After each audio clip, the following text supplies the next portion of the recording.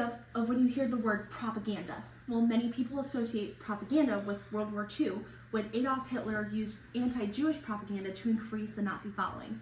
Or, for example, here in the United States, Uncle Sam, who, according to the National American History Museum, has been used in propaganda for over 100 years.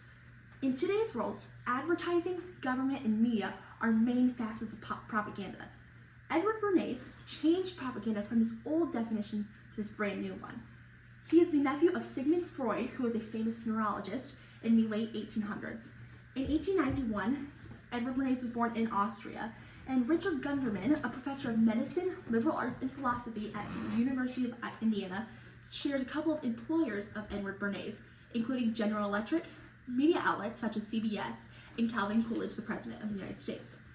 His main claim to fame is he was the father of public relations because he changed this old form of wartime propaganda to this new advertising. Edward Bernays was influential in his lifetime, but he also is influential today. Effective communicators can look to his accomplishments by exploring two of his most famous ones, including in the cigarette industry and the American breakfast. To start, George W. Hill was the president of the American Tobacco Company, and in 1929, not many women smoked. So, George W. Hill figured that if he could get more women to buy cigarettes, they might grow their profit. He hired Edward Bernays to do so. Edward Bernays talked with many psychiatrists near town, and they realized if they got famous feminists to parade around town smoking, they might be able to sell more cigarettes. These famous celebrities were in film, they were in fashion, everyone knew who they were. Not necessarily related to the cigarette cause, but people knew their faces. Just like today, Taylor Swift advertising Diet Coke. I mean, the Kansas City Chiefs profits have skyrocketed just because of Taylor Swift.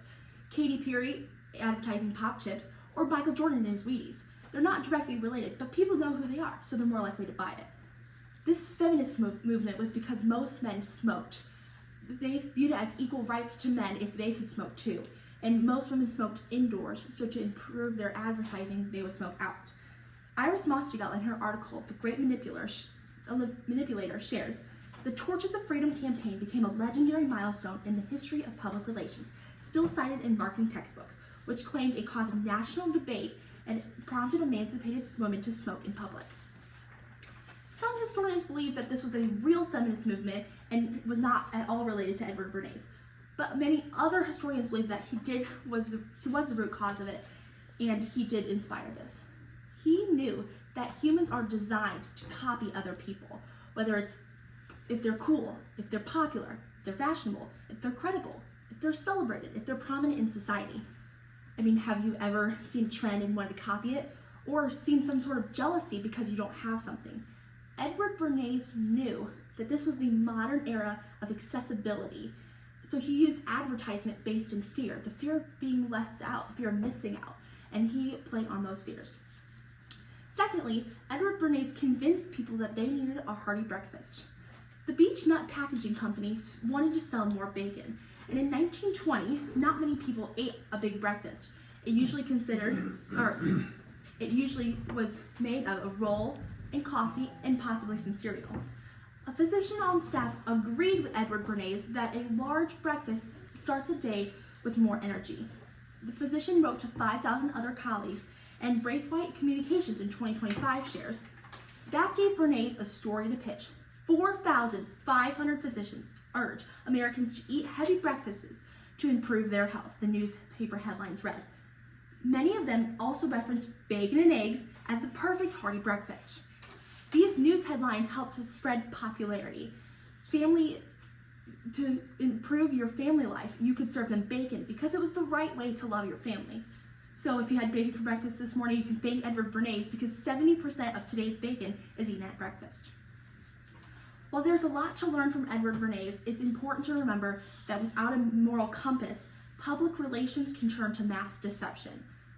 Bernays also began the insidious practices of selling products by playing to our needs for social acceptance and our fears from rejection. That's from Psychology Today.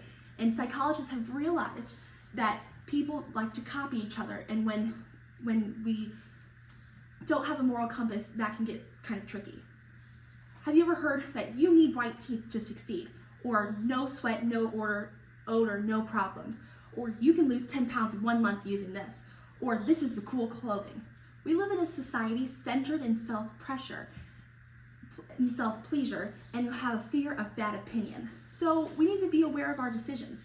There are many things to learn from Edward Bernays, like in his cigarettes and in the breakfast initiatives, but we can't forget to become creative in our sales, in our speeches, in our politics, but especially in our Christian faith. I mean, who would have thought that a feminist movement would sell more cigarettes? Just like in the Bible with David, who was a shepherd boy, the Lord can use people to do miraculous things, and we just have to be open to it and get creative.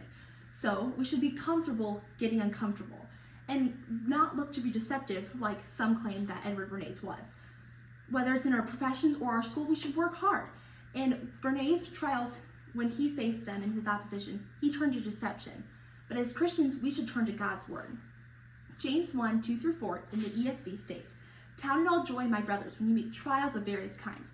For you know that the testing of your faith produces steadfastness, and let steadfastness have its full effect, that you may be perfect and complete, lacking in nothing." Thank you.